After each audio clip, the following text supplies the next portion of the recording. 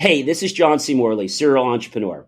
If you're wanting to learn how to embrace change and navigate through disruption as a leader, then listen to the Leadership is Changing podcast with my good friend, Dennis Giannoutzis. Welcome to Leadership is Changing. Each week, we and our guests provide information and insights through exploring leading change. This is taking your leadership to another level by finding the balance between executive excellence and personal well-being through stories that inspire real change. It's time to adapt in our fast-moving world when leadership is changing with your host, Dennis Giannoutzis. Hey, welcome to the show, Leadership is Changing. What we as leaders know to be true is that change is constant. Leaders everywhere confront similar obstacles because people are people, but everywhere you go, leaders are overwhelmed, disrupted, and under pressure.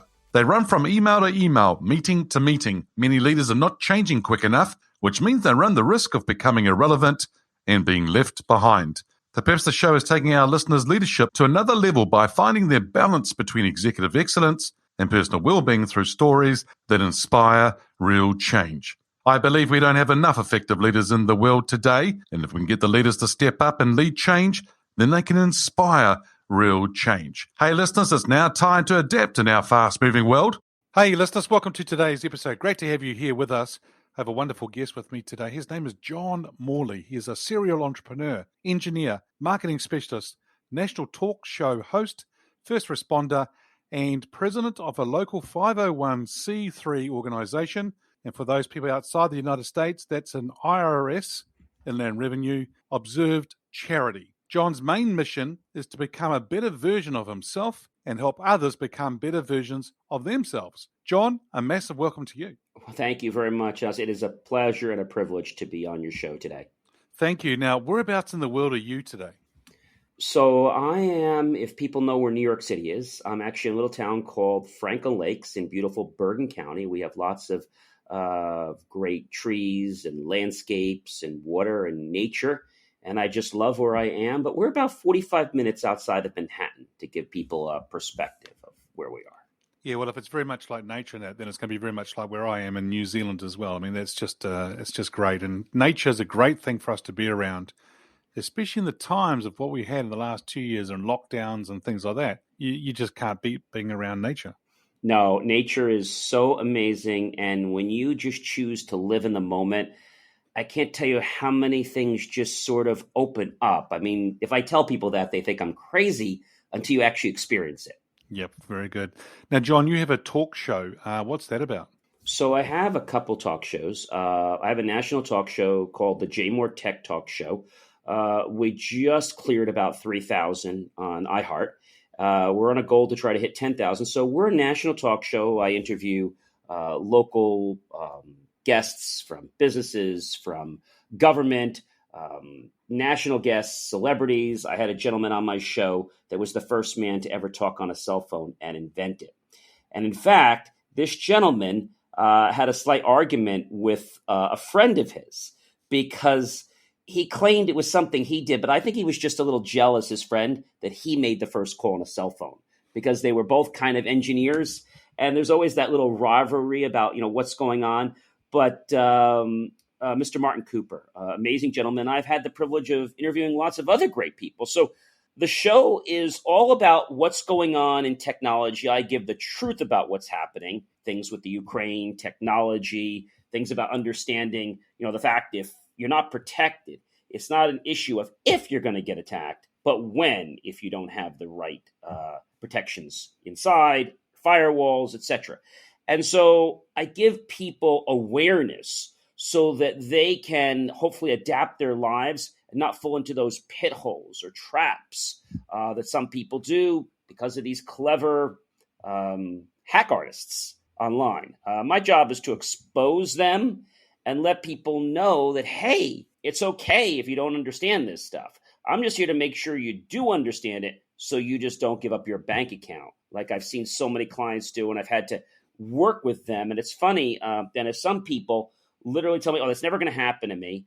And then their husband or spouse dies, and they call me. They have an emergency. I say, what happened? Oh, John, you don't know what happened. The bad guys were at it again. What bad guys? Well, they called me in the middle of the night. They said I needed to do something. I got on the computer. Then they told me they wanted to give me the money back, but I didn't have a bank account online through Access. So they told me to set up an online banking system. I'm like, oh no. And they made it so easy for them to just steal their money. I had one client that said, the bad guys are back. What do you mean? They're back again. We're using whistles. We're blowing things at them. I said, no, don't get aggravated at them. Let's handle this diplomatically. Let's get the information. Let's file a police report. Let's get things logged in with the National Crime Prevention, and let's see if we can get your money back. And so that's kind of what we have to do. You have to kind of put your emotions aside, Dennis, and you have to look at the problem, if you will, in a very natural but a very unbiased way that's about facts. Because when things like that happen, the situation gets very emotional, and people tend to get a little bit out of their element and they get aggravated. So I'm like, I understand that you're having a challenge. I get it. And I want to do everything I can to help you. And if you would just help me with some of these questions, I promise you I'm going to do the very best for you.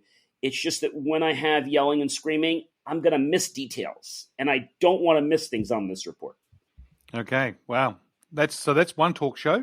What's the other one? That's one talk. The other talk show is IFYL. It just launched this past December, unofficially. And it had been on for a while, but it was not really as formal. It was me getting on and talking about my day. And I said, I need to make the show about a series, more formal, like the other show. So we put together a professional trailer. I'm also a video producer. And at around Christmas time, I bought myself 25 gifts. Now, nothing great. They were just gag gifts. Bought them at the dollar store. One of them was a trash can. I wrapped it up. And on one day, I actually opened up the gift. I'm like, why is my higher self giving me a trash can? So trying to say I'm trash? No, that's not it. I get it. It's trying to tell me that I need to get rid of some people and some things in my life. This is where I need to start. So it was a little trash can and you could throw things in it. Another day, I unwrapped a lint roller. I said, why is my higher self giving me a lint roller? Is it trying to tell me I'm full of lint? Am I dirty? I don't think that's it. No. It wants me to understand that I need to stick to things. And when I do, I'll accomplish my goals and maybe even greater ones. Wow. So that led me to the whole thing that I'm onto something here. So I'm starting to write a book, 25 Gifts of Inspiration to Change Your Life and Everyone Else in It. But as I'm doing that, I realize that the show needs to have more of a structure. So IFYL, Inspirations for Your Life, is a show that sometimes I have guests on, sometimes not. But it's a short show. It's usually late afternoons. It's evenings. It's not been a set time. It's just kind of whatever I have the time. And I go on there. For example, this week, we're talking about patience. And so what is it? What does it mean? What doesn't it mean? I sometimes rely on Merriam-Webster, and I thank them for their great definitions. And I try to explain things to people. And so every week, I try to give people an insight. Now, this came, Dennis, to be honest with you, because I also have, they're not shows, but they're YouTube channels. So I have a science channel where it's John the Science Guy, and I do science experiments every single week, and I help people understand the science experiment. But I'm like, why is John playing around with a science in a lab? Why is he doing that? Well, he's doing that because he wants you to understand something, have fun, and then he wants you to understand the lesson about how you can apply it in your life. For example, we had experiment we did with the grape juice, and we had a piece of blank paper, and we used a writing instrument with lemon, and we actually wrote down in invisible ink. And I said, it's important to tell the truth. I know sometimes you might think it's overrated, but it's not. And here's what I want to tell you. You see, and I was taking my grape juice, and I was literally decoding the message. I said, someday you're going to be invited to that big party, and so will Mr. and Mrs. Grape Juice, and they will expose you for the true liar that you really are. So why don't you make the choice today to tell the truth, even if it's not easy to do?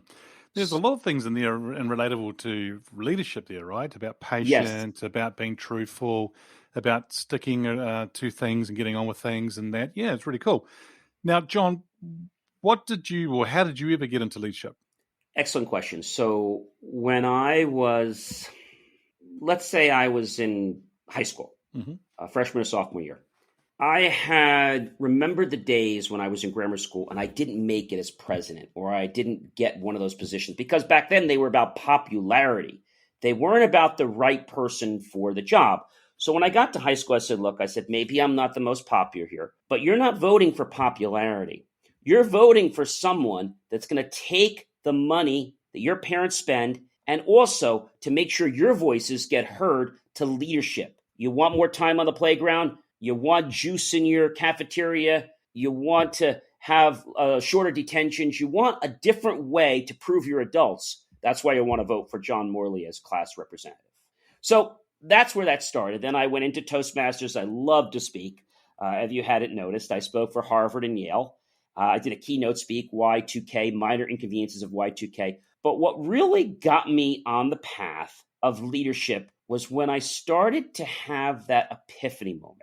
I did work for, it was a telecommunications company that had hired me as a consultant outside of school. And one company, which you may know, IBM, when I was a senior, they came to my school and they wanted me to do something for them. And I had never did education, anything like this. They said, well, we want to hire you for this project, but we can't give you the most we'd normally give you because you don't have a background in education. I'm an engineer, but I don't have a background in education, like formally on paper. So I said, I got to change that. After I graduated, I went back to Rochelle and got my bachelor's in education. But when I went to IBM, I started learning something. And that was that there's people in these positions that were older than me and some younger than me, but they didn't have a direction. And I said, I'm going to be like their light. Then I started getting into team building and understanding and bonding. I got certified in neurolinguistic programming. I got my certification as a hypnosis, not to go into practice, but because I'm so passionate that it's about creating and manifesting without having to pay a psychologist to do it. So I said, why don't I just become one? And so that gave me the whole idea that leadership is there. Then I became an Eagle Scout. I mean, this is all different ways, obviously, because that happened around I think it was in the 80s, I became an Eagle Scout.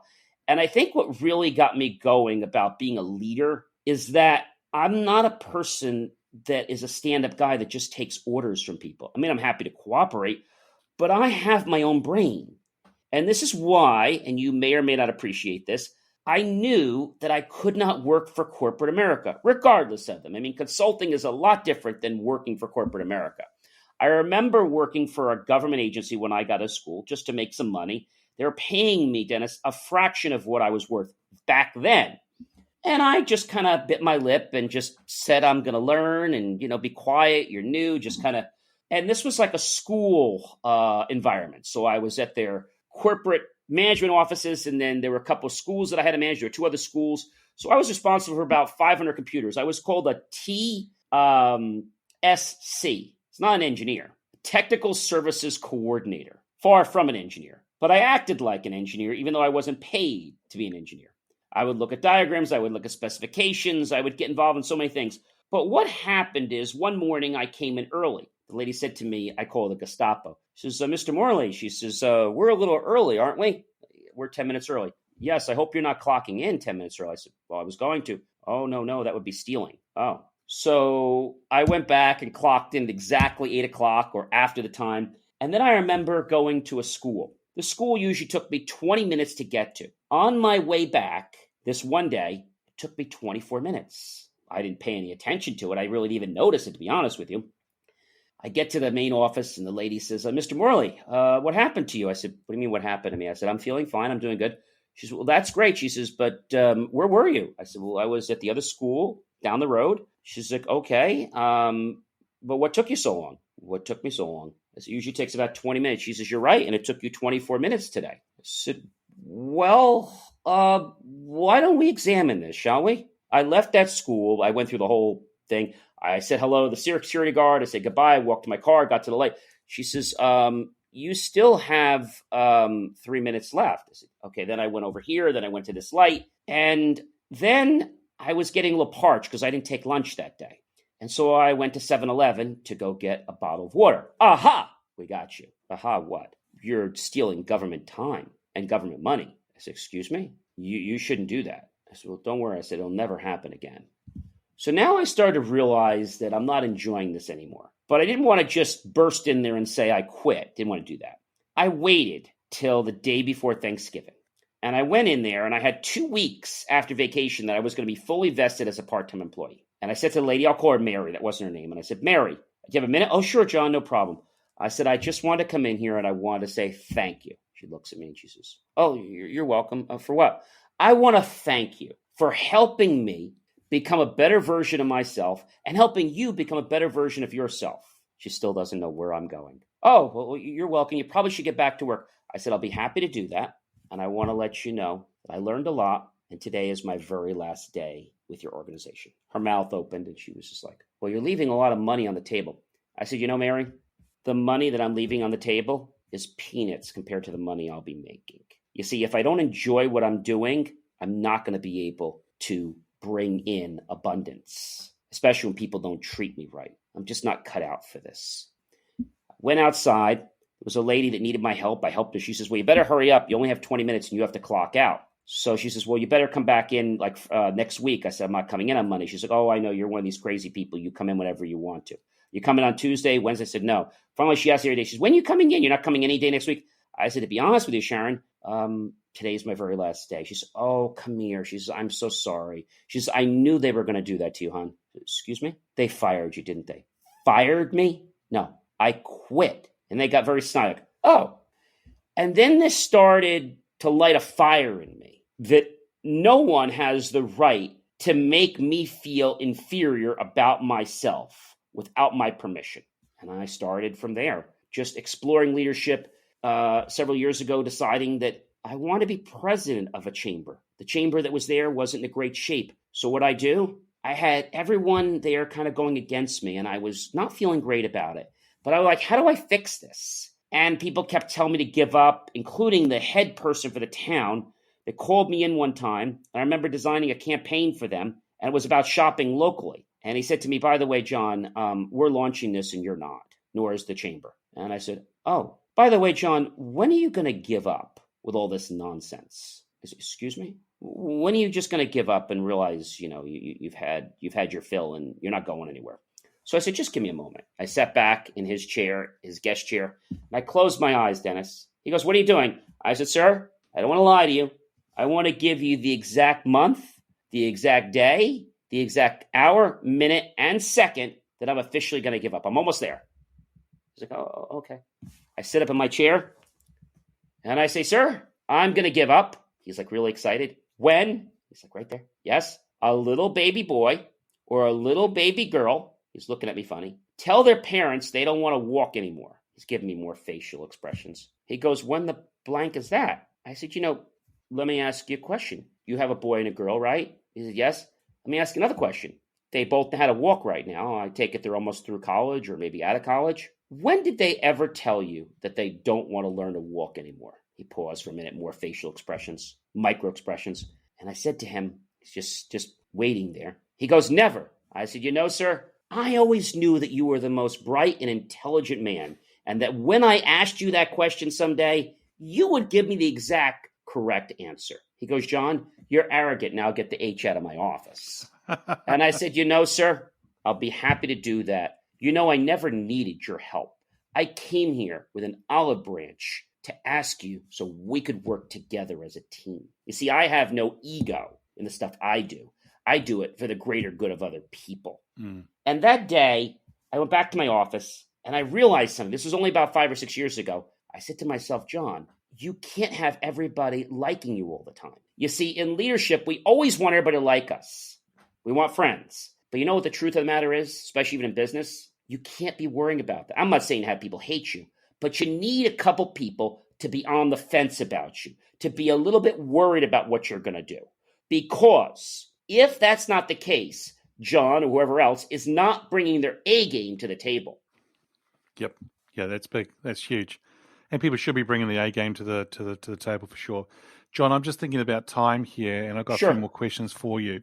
Who's your favorite leader? Now, this person can be alive or from history. Who's your favorite leader and why? My favorite leader is going to be two people. One is a person that just died not too long ago, a few years ago, Dr. Wayne Dyer. Mm-hmm. Followed all his books, all his teachings, the things he learns from Patanjali's. And the other one is going to be Earl Nightingale Conan. Oh, wow. Cool. Where he shares the whole thing about, you know, we change our words, we change our thoughts, we change our thoughts, we change our mind. And that is, in fact, what we want to do to improve our life. So I like these two people because they wrote books, they wrote examples, and they didn't give you a step-by-step approach. But what they did do is teach you by immersion. Now, for those of you that are listening, what am I talking about? Immersion. No, we're not talking about something crazy. When you learn a language in life, or you have to learn something that might be a little difficult, if you learn it by immersion, it will be easy. And so what I tell people is this: if you want to learn something, regardless of what it is, I don't care. The first thing I want to find out, Dennis, is what is it that you do that's somewhat like this, even if it's not even close? Because if I can build parallels and connections to them, I'm going to start to create synaptics in your brain from the left to the right. And the more connections we have, the more intelligence we have. And that happens because we're using our information in more ways possible. Mm-hmm. This is huge. Those two gentlemen in particular, massive. And what you're saying about the immersion, really love it. And Earl Nightingale, I mean, that is, for me, one of my people that I've actually very admired over the years as well. And Bob Proctor, kind of guy who's actually worked with Earl Nightingale and took on his I things followed too. a little bit of Bob Proctor. I like some of the stuff he's done. The thing that I liked about Earl Nightingale Conant, and I guess the whole company, is that when I first started with them, they used to give you things for free. You could get it for 30 days and then not pay for it for 30 days. So they had this real embracing spirit of wanting people to learn. Yeah. Bob Proctor's very good too, and some of these other people are good. But I just felt that Earl Nightingale Conant and even Dr. Dwayne Dyer, they weren't trying to sell you a $5,000 or a $10,000 weekend. They just were trying to get a book in your hands so that you could explore, just like Rich Dad, Poor Dad. Yep, very much so. Yeah, good points, very good points. And so leaders, listeners, as you're listening to this today, it's about how you can implement things and help people with things and give as much as you can around that. And it's a good idea too, John.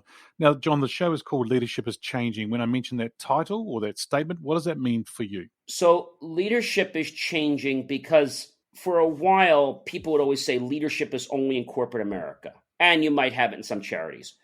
But that's been changing a lot, especially after the pandemic is kind of, let's say, going into remission, hopefully. People have started to realize, which is a really good thing, that they're more than they believe they were. They've had the time to think. And I believe that we're going to see more people, corporate companies, them leaving those corporate companies because they're getting burnt out, okay? Yep. They need to realize that there's lots of things you could do, that you could make 10 times more money than you'd ever work there.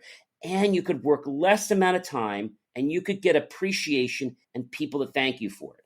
I had something else that was a very big leadership thing for me. I have several companies, but one company I have started in college, and they kind of grew it. And I had one of the largest advertising and marketing companies working for me. 11 years ago, I decided to do something that only a leader would do. I said, how do I fire these people? They're not doing their job.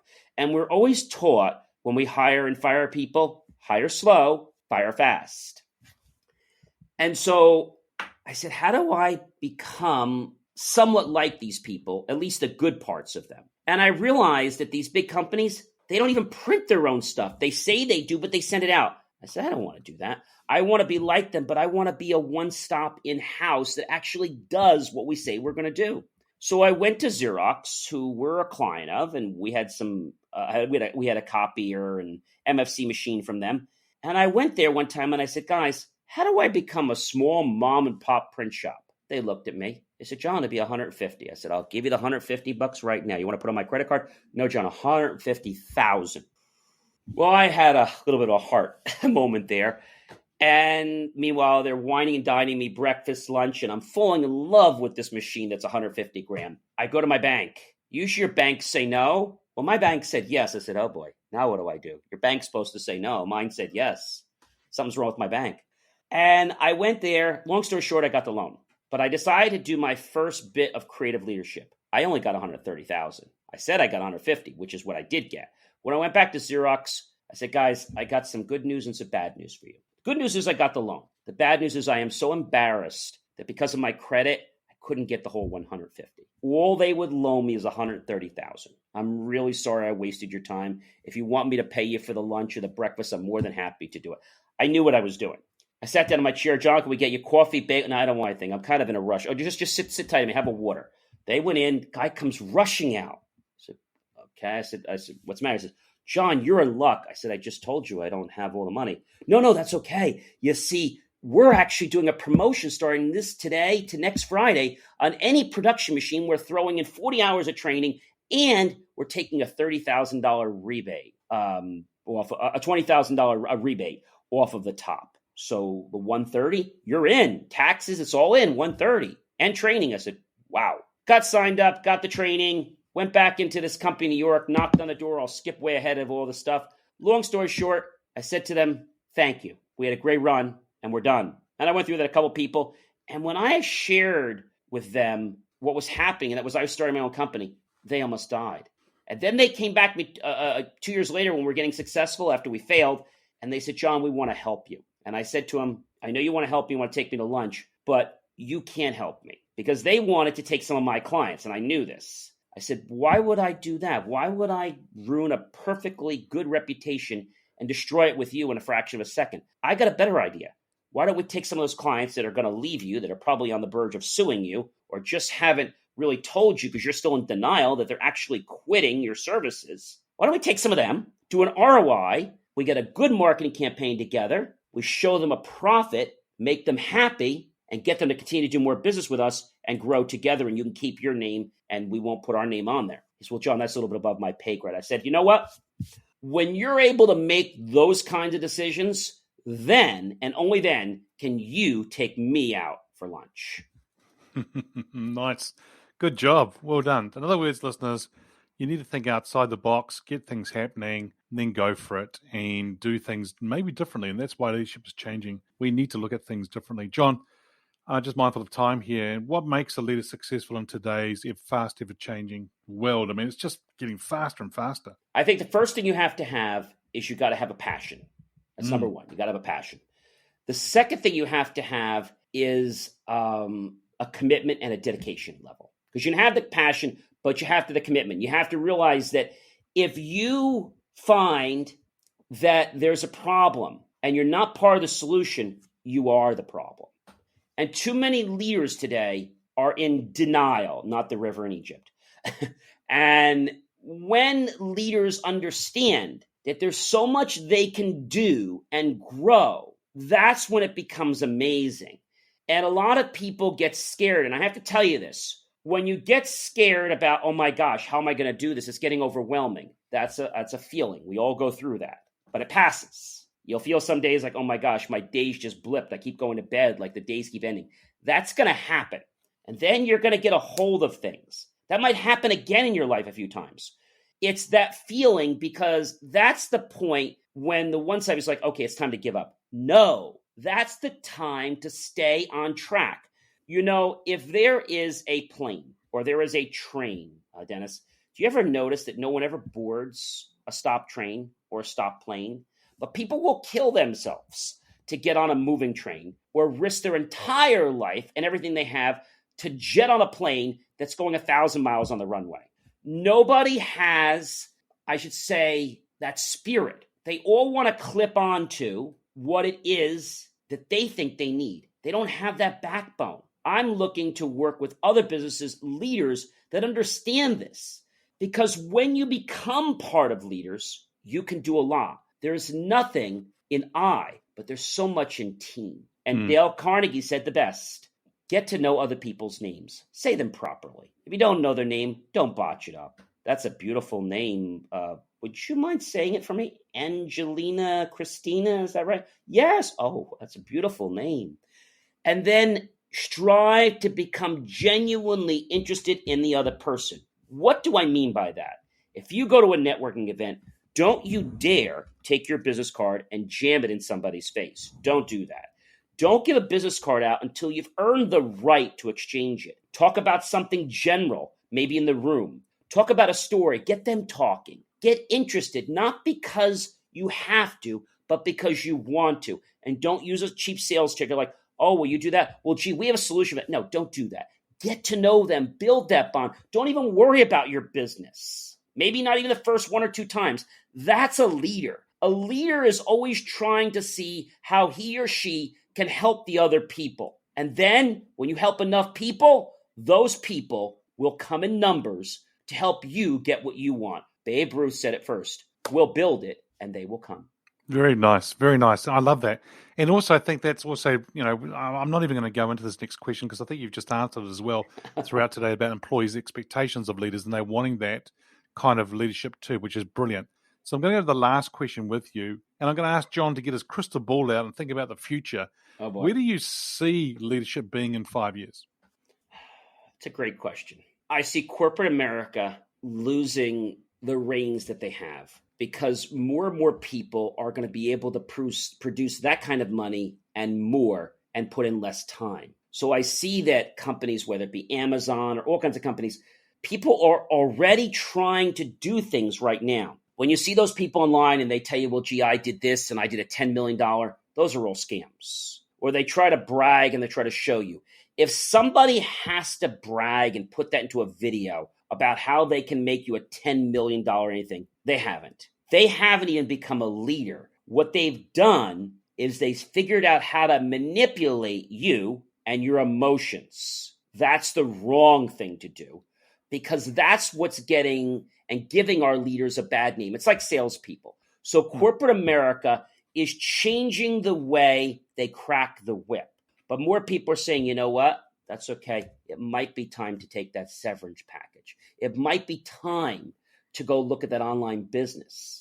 And I think what we're going to start to see is that people are going to tap a part of their brain that they never knew existed. But it's going to require something not too easy. And that's going to be being true to oneself and actually taking the time to write out your goals. And I tell people this all the time. If you haven't already, write down 300 things right now that you want in your life. I didn't say that you believe you can have 300 things that you want in your life right now and realize you can have them. If you feel it first, you'll manifest it second. We start in the brain and then we create here in reality. So feel it first. That's how I got my first luxury car. It was going to drive it, putting it as a screensaver and feeling that car. And 6 months later, Dennis, that car showed up in my driveway. My office production center that I built, I looked at the office and I'm like, this is very close to the way I envisioned this in my mind. Like everything is exactly very close to everything. The colors, the positioning. I'm like, and because your mind was playing that when you were planning, you didn't realize what was going on. And so I think people need to trust their intuition and they need to realize that if they're around negative energy, okay, that's not leadership. That's manipulation. And when you see that, it's time to say, hey, buddy, I'd like to hang with you, but not with that attitude. So we as people need to realize it's about positive attitude. Yeah. Oh, that's awesome. I love it. I love it indeed. John, look, thank you so much for joining us on today's show. If our listeners are wanting to get hold of you, where should they go?